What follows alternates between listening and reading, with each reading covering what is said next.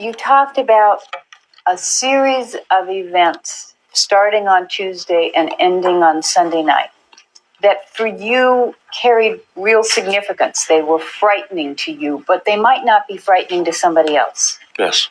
In your years of living in the same house with your parents, did you sometimes have to make decisions or read signals? All the time. Probably other kids do the same thing, but for me, for sure, with regards to my parents, because of the way they were, just from my mom's facial expressions or her tone of voice or the way she moved, and my dad, for sure. My dad controlled people with hand signals, but it was more than that. You could read his face, whatever he was doing. I mean, if he changed into tennis clothes right away, or if he stayed in his business suit, or if he went over and watched TV, or, the atmosphere changed very significantly and very suddenly all the time. So I was constantly aware of that.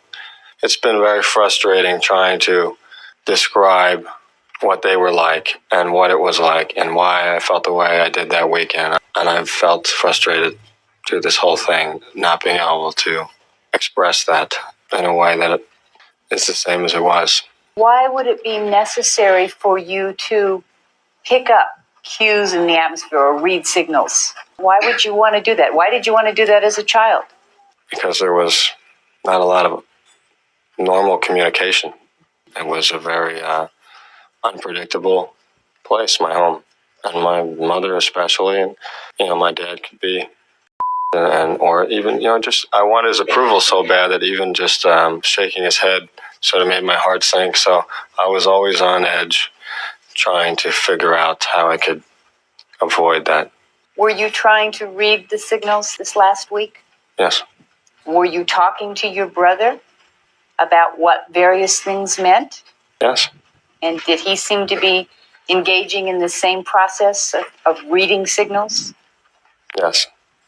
Based on all of the things you learned about your parents in your life, in terms of their behavior, when you saw the things they were doing in that last week, did you believe that they were going to kill you?